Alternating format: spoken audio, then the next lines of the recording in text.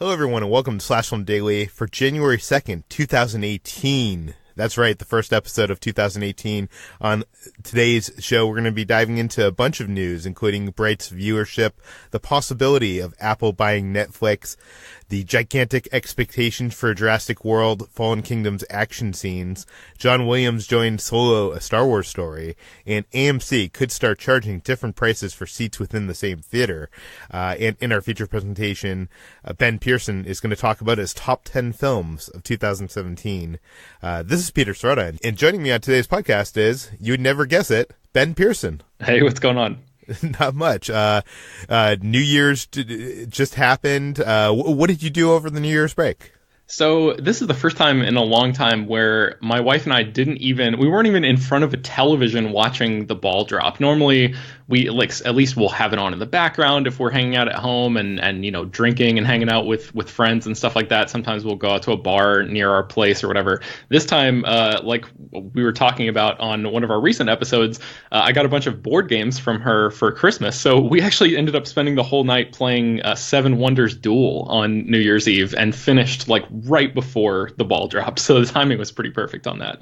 People say that's one of the best 2-player games of all time. Did you enjoy it? Yeah, it was a lot to process in the beginning as far as like how the rules worked and you know what what the game mechanics were actually like, and especially for us because we're not really board game savvy in that way in the sort of you know, new golden age era of board games. We're sort of like just dipping our toe into that. So and you were at a disadvantage as well because, you know, there is a game called 7 Wonders which is extremely popular, and this came out after that game, kind of like being the 2-player version of that game, because that game is good with a lot of players, up to 7, but not good with 2 players. And basically, I think they assumed that most people had played that game before jumping into this game. So I think you were at a double disadvantage. Yeah, I think that's probably true. But, you know, and like, it's just 2 of us, and half the time we're like rereading the rules over and over, like, wait, what happens now? What happens in this case? But by the end of the time, we got it, and it's really fun. I'm looking forward to finally diving into it, you know, now that we fully comprehend exactly how everything is supposed to go down. So, yeah, that was my New Year's Eve. What did you do? And I feel like that was my experience when I first started getting into board gaming. Every game I played was like I didn't understand it, and then the last like third of the game understood it, and I was like, yeah, I need to play that again. And all my friends were always on to the newest greatest thing, so I never got to play it again. So anyways, what did I do? I didn't do anything like extremely interesting. I went to the Magic Castle, had a lot of fun there. We saw some great magic, and you know, they had a casino there, so you could bet with fake money, and the person, you know, had the most money at the end of the night would get, you know, a huge gift card to be spent there on food and drinks and stuff. And I lost all my money, so that did not happen. And at the end of the night, they were supposed to give a free champagne toast, you know, to the New Year's, but Kitra, my girlfriend, and I we're tired around like 10:30, and we're like, let's just go home. so we left early and finished off watching another season of Survivor, which I know people listening to this podcast probably are sick of me talking about, but I just watched Game Changers, which was the season before this past season that just aired, and it had a lot of people in it from previous seasons who had made huge moves that changed the game, and it was a really good season. It was very enjoyable, and it's Survivor. The thing I'm finding, it gets better the more seasons you watch of it, because it's really a show. You wouldn't think it, because you'd think it's like really just disposable, you know, reality television. Mm-hmm. But it's a show that really is contingent on you having watched previous seasons and knowing who people are and understanding the stakes and how the game is played, because it doesn't walk you through that. Like when it's getting up to a point and there's like, you know, an idol in the game and, you know, all the stuff, it doesn't like baby hand you. And for a show that's on like a network like CBS, it's actually kind of shocking that, you know, it doesn't kind of explain things more. But yeah, I mean, I guess that has such a history behind it. They assume that there are so many people that have seen it, you know, been watching for 20 years or whatever it's been. Yeah. But anyways, we weren't going to do a proper water cooler segment, but I guess this turned into a water cooler of sorts. Let's jump into the news. First off, let's talk about Netflix's Bright. Last time we talked about it, we were talking about the Rotten Tomatoes scores, which were very low, and it was a lot of people didn't seem to like Netflix's first big film project. And now we have some idea of how it did on the streaming platform. Ben, what do we know? Yeah, so in the first 3 days of Netflix's release of Bright, a new report says that over 11 million people tuned in to watch this thing. So just to sort of give people some semblance of what that means, 15.8 million views of Stranger Things 2 occurred over that same sort of 3-day period, like the 3 days following its initial release. Only 3 million people watched the season premiere of The Crown season 2. So, it's sort of in between in there at 11 million people. But that's a lot of people tuning in to watch this Will Smith orc movie. I was not one of them. Peter, have you actually seen Bright?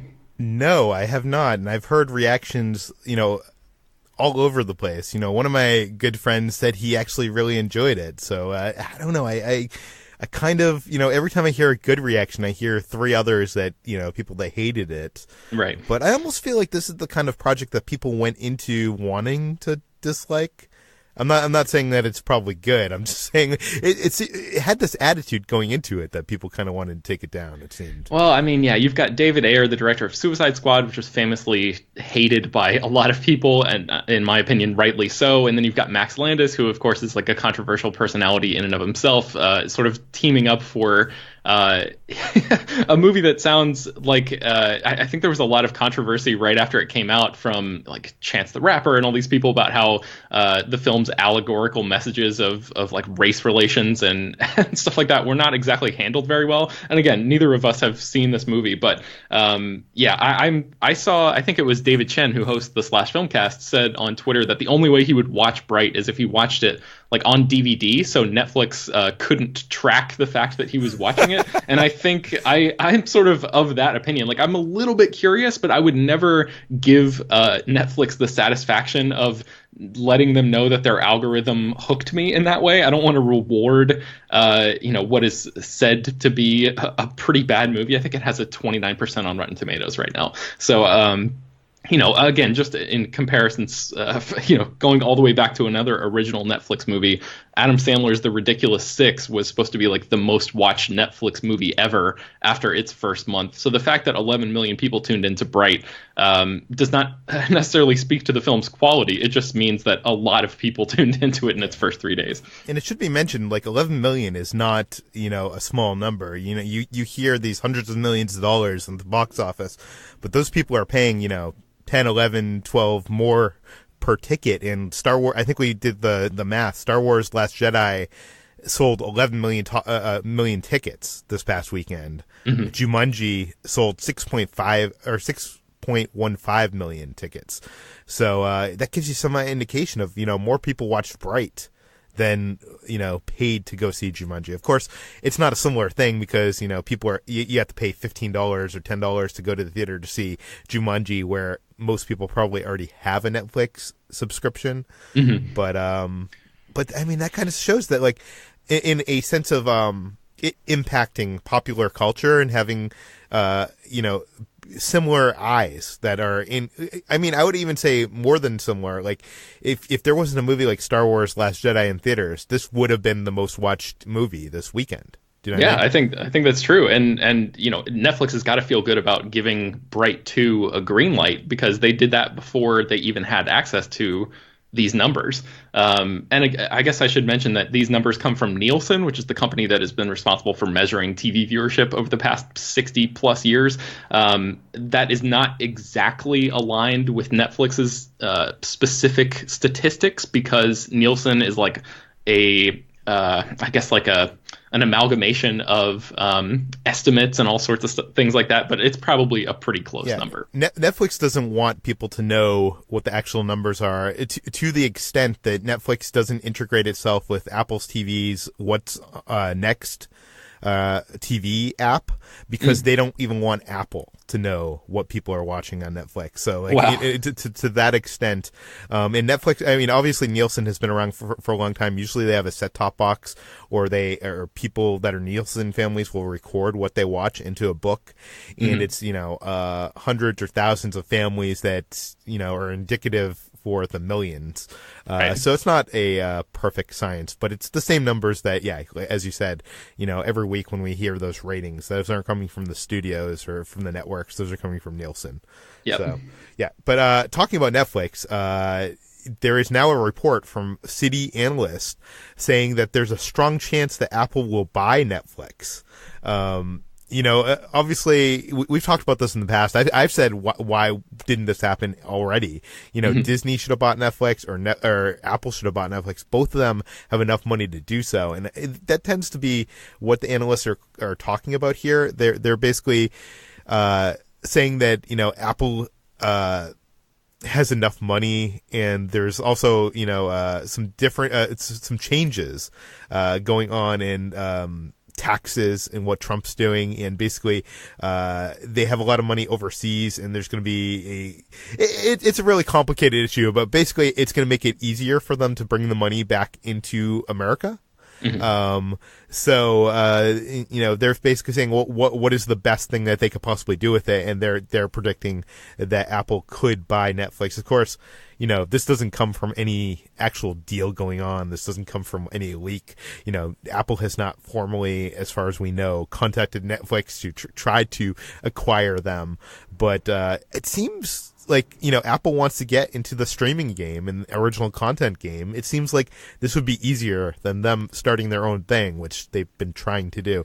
Ben, what are your thoughts on this? It definitely would be, because that's been the big thing. I've been sort of on the Apple original content beat at Slashfilm. I've written a bunch of articles about the shows that they've been sort of going after and the ones that they've actually, acquired so far. And the one factor that has remained the same over all of these stories over the past couple months at this point has been that nobody knows exactly how Apple is going to make these shows available for people. So if they were to buy Netflix, they would have the infrastructure already for them to, produce these shows in-house or to sort of, have ownership over these shows and then just funnel them straight onto Netflix, which is obviously doing really well in terms of getting people's eyes in front of visual products like this. So I'm not sure what their alternative is going to be. There's been a lot of speculation about whether or not they'll use the TV app that sort of comes along with, on phones and iPads and Apple TVs or whatever, or if they're going to use Apple Music, like sort of shift that program, that app's, I guess, priorities into becoming a hub for their original content, but nobody really knows at this point. So it seems to me that if Apple is going to buy Netflix, that process is going to take so long that the shows that they've already announced will have to be released in some fashion before that actually goes into effect. But I don't know. What do you think, Peter? I don't know. I really don't know. It just seems like a smart move. And I want to give you the numbers. Apple has nearly $250 billion in the bank, and they're growing at $50 billion a year. And to buy Netflix, it would only cost them $75 billion. Wow. Which is an insane price considering, Disney bought Star Wars for what, a couple billion? I think so. Yeah, maybe four. Yeah, $4 billion. Yeah, like those numbers are insane. And I think their biggest acquisition, was Beats with $3 billion in 2014. But I don't know. We're gonna have to watch this. See, eventually, I think 3 companies are gonna own everything. So yeah. It seems like it's going that way. Moving on to Jurassic World Fallen Kingdom, the filmmakers have been doing some international press for this upcoming movie that hits theaters this summer. And they're talking about the action in this upcoming film. What are they saying, Ben? Yes, director J.A. Bayona, who's taking over from Colin Trevorrow, says that Jurassic World Fallen Kingdom, his quote is, "Fallen Kingdom starts with a massive action piece that feels like a James Bond prologue, and in the center, there is the biggest set piece ever done for a Jurassic movie." So that was his quote. It is possible that the biggest set piece ever done for a Jurassic movie is something that we've already seen in the most recent trailer, which is the volcano eruption and Chris Pratt's character sort of running away with a bunch of dinosaurs sort of right there, hot on his heels, and Bryce Dallas Howard and Justice Smith inside one of the gyrospheres from the first Jurassic World rolling toward a cliffside. That seems, on a scope level, pretty damn big and bigger than a lot of the stuff that we've seen before. So it's possible that could be the sequence that he's referencing there. It could be something entirely different, because we know that everything that appears in that first trailer only takes place during the first 57 minutes of Jurassic World Fallen Kingdom. So it could be Universal is holding back on some stuff that we haven't seen yet. So I think the question is this a good thing, Peter? Does the Jurassic World franchise need to go bigger, or should it sort of get a little bit more introspective and small scale? Well, you know what? I am a fan of Jurassic World, so take that for what it's worth. And yeah, me too. I do want to say that it seems exciting that they are trying to go in new places with this franchise, that obviously they're trying to get off this island, and they are trying to, show us something we've never seen. We've never seen like a disaster kind of film sequence on this level in this franchise. And, I don't want to pretend that I know where this is going, but we see some photos of them on a ship, and they're trying to get dinosaurs to ship or something. And I think Colin Trevorrow has even said that, this film is going to go big and then go smaller, which is interesting to me, because some of the best sequences in the Jurassic Park franchise were kind of like these thrilling scenes, like the kitchen scene in Jurassic Park, that scene on the side of the ledge in the van in Lost World. And it seems to me that having all this huge action up front means that they don't have to have this big tentpole sequence where, the world is ending and whatever at the end of the Marvel film, big, that thing at the end of the movie. It seems like they can get smaller and go to this ship with dinosaurs, and maybe dinosaurs are escaping, and you have more of like these thrilling moments. That seems exciting to me. Yeah, I really hope that that's the case. I was sort of wondering if maybe that's signaling a direction, in a shift in direction for potentially the third movie in this franchise to get a little bit smaller. Because I think you're right. I think the original Jurassic Park, it has memorable set pieces, but it's also relatively contained, and it's more about survival, right? It's not necessarily about huge spectacle moments. So hopefully the Jurassic World franchise will sort of get back into that groove and have like these character-centric, suspenseful scenes that recall the original. I think the most exciting thing about this is what people are saying about Star Wars. What Rian Johnson did with Last Jedi, and going forward, we don't know where it's going. It's kind of going in this complete different direction. And I think that's what excites me about this is taking it off the island. I have no idea where it's going. Like, I don't think they're going to build another park in the U.S. or, do you know what I mean? Like, right, yeah. Like I feel like that's not in the plans for the future of this franchise. We're done with this theme park. So it's exciting to me that we're going to go in different directions, and what that is, I don't know. But yeah. But moving on to Star Wars story that hit over the weekend, and that is that John Williams is going to return to Star Wars, composing a theme for a Star Wars story.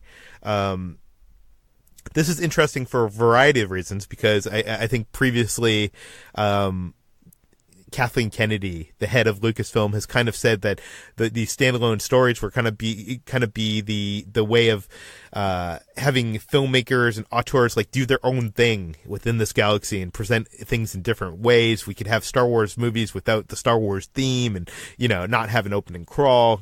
And them going back to John Williams seems to represent, for me at least, kind of a change in that philosophy. But John Williams is not going to do the whole score. He is he's an aging man, right? And, he doesn't have time to do the whole score. John Powell is going to write the score, but John Williams is going to do a new version of the Han Solo theme for the film. What are your thoughts on this, Ben? I mean, it just seems like a cool thing. I think John Powell. I think you're right. I think there is a lot of opportunity for different voices to come in, especially in these a Star Wars story side films, and establish a whole new vibe and aesthetic. You know, that's a little bit different than the Skywalker saga main story. But you know, Han Solo and that theme, because this character is so indelible in pop culture, and John Williams has such a lasting link to that. I just think it's cool that Lucasfilm is taking advantage of the fact that Williams is not only still around, but he's still, you know, making vibrant contributions to the Star Wars mythos. His score for The Last Jedi is incredible. So I'm glad that he's coming back in some capacity, even if it's just, you know, essentially is like a John Williams cameo, musically speaking. I never thought about it that way. That's actually very cool. We've been talking a lot about the future of movie theaters, Movie Pass, all that. AMC is at the center of that discussion because they're one of the biggest movie theater chains out there, and they are apparently considering a different pricing model where it would cost you more money to sit in the premium seats in a theater and less money to sit on the outliers. So, Ben, what do we know about this? Yeah, so we got an email last week from a reader who is a member of the AMC Stubs reward program, and the reader was basically telling us about this survey that AMC sent out to some of its members, and that basically the survey asked members where they like to sit in the theater and if they would be willing to pay more or less money for more desirable seats or less desirable seats. And then also we saw on Twitter that somebody else received that same survey. You know, we should say right now that this is just, at this stage, this is just AMC putting feelers out there and sort of maybe doing a little R&D and some test work. This is not something that has been put into practice for them quite yet, but for a major theater chain like this to be exploring new ways to make money, it makes a lot of sense, especially considering that, you know, I guess general audience attendance in movie theaters has been on a downturn for the past 2 years. So, you know, it's something that AMC executives are certainly looking at, finding new ways to get people into theaters. So one of those ways conceivably could be to charge less money for seats in the front row, for example, or seats like on the aisle or something like that, and to charge a little bit more money for prime seats, which are presumably in the middle of every aisle or in the middle of the theater, or you know, spots where the sound is best optimized in the theater, things of this nature. When we published this story, Peter, I know that we got a lot of responses from international listeners and readers who say that this practice is already in place overseas. Is that right? Yeah. I've been to movies in London where this was in practice, where like the middle, like 5 rows or something like that were kind of roped off and, you know, had you know, you choose your own seat for those rows, but it's general admission for the rest, and it's a cheaper general admission price. Yeah, I had no idea about that. That's cool. But what do you think about this? Do you think that this is something that, okay, let's do it in 2 parts. Do you think that this is something that AMC is actually going to institute soon? And then is that a good thing or a bad thing? Well, I could definitely see them trying to institute this because this means they can charge more for those premium seats. The problem here is a lot of AMC theaters nationwide. I know in LA we have some theaters that have, you can reserve your own seat, like your particular seat in the theater. Mm-hmm. But nationwide, that's not kind of the thing. It's still general admission to their theaters. And the reason why I have heard is not technology. It's because you know, it requires a cost of having more employees to actually police that. You know, you need to have an employee in the theater, like if there's a problem, if someone's in someone else's seat and whatnot. So I'm just wondering if this is something that could be done on a national scale. This could definitely be easily implemented into like AMC Century City, which is in LA, which already has like, you know, reserved seating. I could definitely see that. But AMC seems to be a company that seems to cut corners and prices at any possible opportunity. So I'm not sure if it's possible. What do you think? I mean, for me, it seems like these theater chains could be spending their time and money coming up with new and better ways to convince people to spend their time and money at theaters. Like, make the experience better, like do simple things like actually put some consequences into place for people who are just on their phones the whole time or talking or whatever. Like, there are so many different ways. That requires more employees, though. That's the problem. I know, but I guess it's just, this seems like a very short-sighted thing to me. It seems like, and again, I'm not an executive. Maybe there are people who have run numbers and crunched all this stuff, and they're, they've discovered that this is what they need to do to survive in the short term. But it just seems like such short-sighted strategy, because it's like they don't want to lose money instead of figuring out how to make more. And this just seems like a way where they're like, oh, what can we do? It sort of reeks of desperation to me. I don't know. I could see this working if those like middle premium seats were actually like a premium experience where you get like recliners and more room and it feels, do you know what I mean? Like, right. Yeah. If it's that kind of thing, but if it's the same, chairs as everywhere else, but it's just a higher price, that seems kind of like a big FU to AMC customers. Yeah, definitely. Let's go from the news and dive into our feature presentation, which is your top 10 movies of 2017, which we published on the site earlier today. So I guess probably let's just start at number 10. Or actually, do you have any overall thoughts on this year in movies?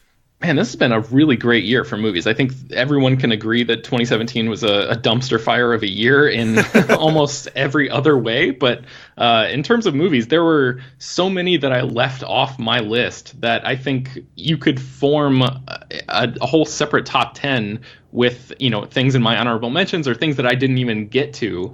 And that would be, just as impressive or valid or whatever as the movies that are on my list now. What did you think about the year at large?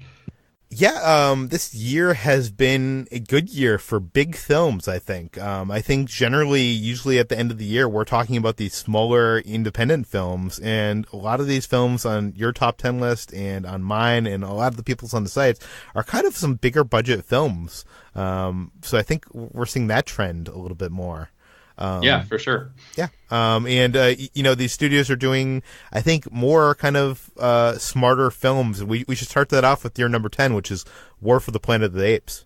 Yes, I love this movie. I know you've talked about it at length on this podcast and elsewhere about how you think it's like one of the best cinematic trilogies of all time. I'm right there with you. I think Matt Reeves is really at the top of his game as a director, and Andy Serkis's performance as Caesar is terrific in this film.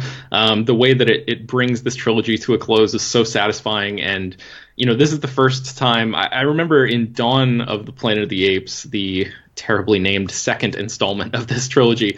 It opens with a super tight close-up of Caesar's eyes, and it's almost Matt Reeves like daring you to believe that this ape is a sentient creature that is talking and has all these this high intellect.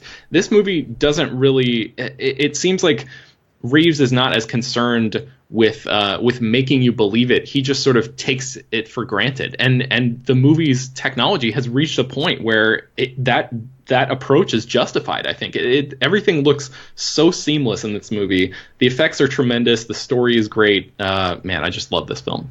And you mentioned the titles of the films, and even this film I think is not that great of a title. You look at the posters for the film, and it shows this big like epic confrontation between the apes and the humans, and that kind of isn't even really a scene in the movie. But yes, I agree. It's one of the top of the year. Let's move on to your number 9, and that is Stephen King's It. Yes, man, this was so great. I read Stephen King's book right before the first trailer came out, so I was already really hyped for this movie, and it delivered on my excitement and expectations in the best possible way. I have to admit that I thought it was going to be a huge mistake to only tell half of the story, because the book intertwines the tales of the kids and then them later on as adults. And, reading the book, that is such a core aspect of it, in the way that those two timelines bounce off each other and sort of intertwine in the book works so wonderfully that I was a little hesitant at the idea of it only being half the story in the movie, but really phenomenal casting, and director Andy Muschietti and his sort of really tactile and eerie sensibilities, I think, justified the notion of telling the story in two parts. So I'm very excited to see it Chapter 2, and I think the first one delivered on pretty much everything I wanted in an adaptation of this story. See, my worry now is the second chapter with the adults going to be interesting, because I feel like the child story is the better story there. I think you're probably right, and that is, part of the reason why I really wanted them to do both to start. But I think Muschietti, he added a couple elements that were sort of some interesting touches to this first It movie in order to sort of pad it out a little bit. So I'm just gonna hope and be optimistic that whatever he adds to pad out the second story is just as good and weird and interesting, and will hopefully elevate the adult side of the story as well. Now, It is not the only horror film on your list. Your number 8 rather is Get Out. Yeah, and this is a movie, or I guess horror is a genre that I'm not even particularly a huge fan of, but I think Jordan Peele really burst onto the scene in a huge way with Get Out earlier this year. I mean, I guess last year now. The movie came out in February, and we're still talking about it, and it still feels as vibrant and relevant right now as it did the second it was released. This social horror thriller aspect of Peele's work. I mean, this thing, it has so many different layers to it and rich metaphors to parse through, beyond just being a super entertaining and suspenseful movie on the surface. So I think there really is a lot of praise that should be showered on Jordan Peele for coming up with a great premise and then actually executing it in such an entertaining and thrilling way his first time around. So I was very, very impressed with Get Out this year. See, I feel like I'm in the minority here.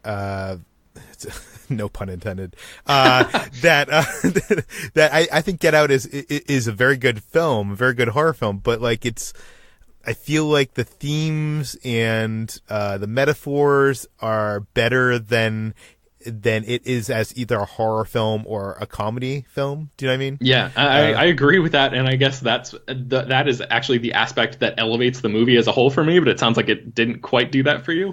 Yeah, not quite. But let's move on to your number 7, and this is a movie that I don't think is on a lot of people's top 10s. It was marketed as a film that was going to be kind of an awards contender at the end of the year, and that is 3 Billboards Outside Ebbing, Missouri. Yes, I am a big fan of writer-director Martin McDonagh, and I think a part of that is because his movies often feel like they are written to me, but in the best way. I love his characters. I love the way that he sort of drops in little bursts of violence or really sort of off-the-wall comedy. 3 Billboards, I think, is the culmination of a lot of the stuff that he's done in his other movies, like In Bruges and 7 Psychopaths. Frances McDormand has this lead performance that is just fearsome and really an incredible encapsulation of a lot of the rage that a lot of people felt last year, especially women.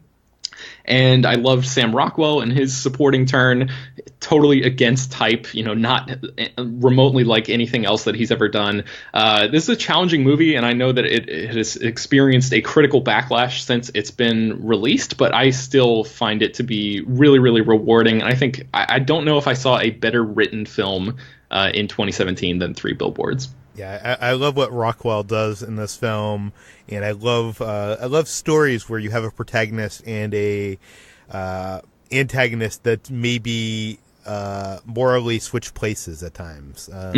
Yeah, and that's what I liked about that film. But let's move on to your number 6, and that is The Shape of Water.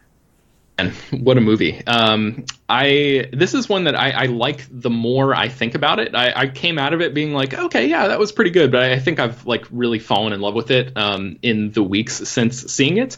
Del Toro's movie, Guillermo del Toro wrote and directed this film.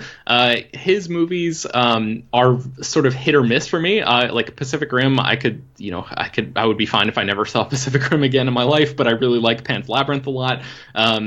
just to sort of give people a sense of my appreciation for his past work. And I think this movie might be his best one.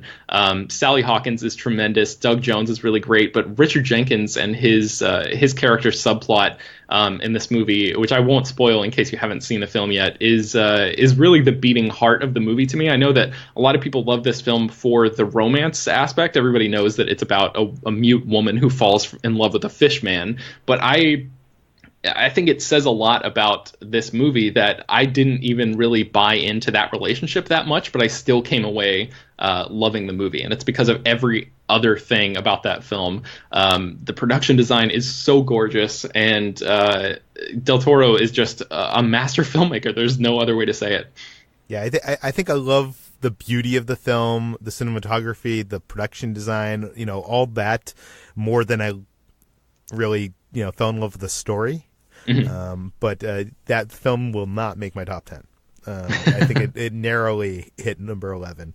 Nice. Let's move on to your number 5, which is The Disaster Artist. Yes, and this is one I've talked about ad nauseum on this podcast before. I interviewed a lot of the filmmakers and stuff, so you can check out that coverage at slashfilm.com. But and I think you, Peter, have been talking a little bit about it in, I guess, just the past couple weeks. Especially in relation to Brigsby Bear, which I finally caught up with and really liked. I saw that like right before New Year's, so that was pretty cool. But I really, really, really love James Franco's The Disaster Artist. I think this is a movie that is about this codependent relationship between Tommy Wiseau and Greg Sestero, and it's more than just about the making of this infamously terrible cult movie, The Room. It's about this toxic relationship that forms with these guys who encourage each other and tear each other down in equal measure. The Francos are both really, really good, but Dave Franco, I think, deserves a lot more attention that he's getting. I know that James is actually, I think, in a lot of awards conversations for the sort of flamboyant performance that he gives as Tommy Wiseau. But I think Dave Franco's Greg Sestero is actually the more difficult character to play because he's sort of the straight man opposite the much more larger than life personality there. Also, it's important to say this is a comedy, and this movie was really, really funny, and that a lot of times doesn't happen for me anyway. I feel like a lot of studio comedies I don't really connect with as much as other people around me sitting in the theater, but I think I laughed more in The Disaster Artist than in anything else last year. No, I agree with most of what you're saying. I do think that Dave Franco's performance is better than James in this film. James, at times, it felt like more of an imitation than a performance, but I don't know. Maybe I did not love this film as much as you, as we've discussed ad nauseum already. But number 4 on your list, Star Wars: Last Jedi. Oh my God, man, there is so much movie in this movie, and Rian Johnson, the writer-director, just takes huge swings left and right, and I think when he connects with those, it delivers in a way that nothing else in Star Wars history ever has for me. There are, as we've said a bunch, super high highs in this film that are maybe, this film contains probably 5 or 6 of my favorite moments in Star Wars movie history. It is clear to me that Johnson really, really loves these characters and this mythology, and everything that the film is saying about being inspired and learning from the past, but also moving forward and building on and sort of creating something new. Really resonated with me. I think that the thematic messages of this film, it blew me away that all of this stuff could fit in what is supposed to be, quote unquote, supposed to be just a brainless, massive $200 million studio blockbuster kind of thing. I feel like it's way smarter, like you mentioned, and sort of calling back to War for the Planet of the Apes. It's a way smarter blockbuster than we've gotten in recent years. I feel like I've said enough about this film, so we're just going to move on to your number 3, and that is The Big Sick. Yes, this is another one that was on my list of favorite movies of the first half of the year and is definitely stuck through all the way, to this point.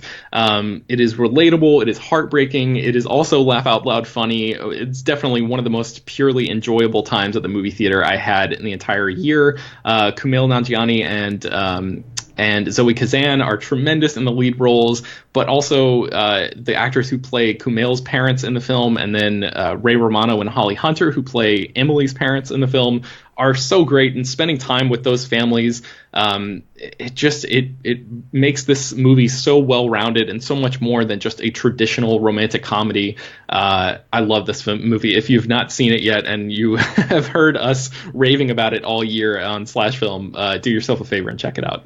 Yeah, if you have not seen this film, you should shut off this podcast and go right now to, is it on Amazon Prime, I think? I think you're right, yeah. Yeah, go to Amazon Prime and watch it right now.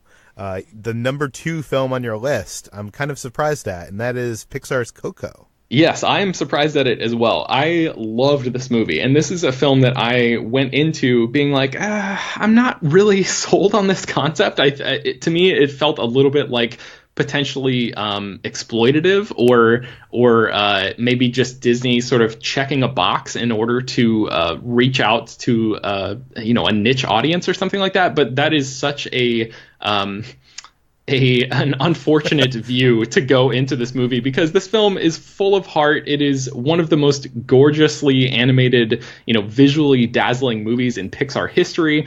It is an incredible movie. I was openly weeping at the end of this film. The music is terrific. The story is so good. And walking out of it, you really feel that they spent years crafting this thing to get it, honed down into this pitch perfect, I guess, encapsulation of the story that they've been working on all this time. It's like all of the fat has been trimmed away, and you're just left with this prime cut. And I really think that decades from now, we're going to look back on Coco as one of the best movies in Pixar history. Oh, wow. Jeez. I've seen this film 3 times now, which is probably the most I've seen for any film this year thus far. And the first time I saw it, I didn't love it. It's grown in my heart, and I think I love the beginning and the end most of all. I think the middle is a little, I don't know. It's just a little more to be desired for me. And I do think is emotionally involved. I do get in this film, and I think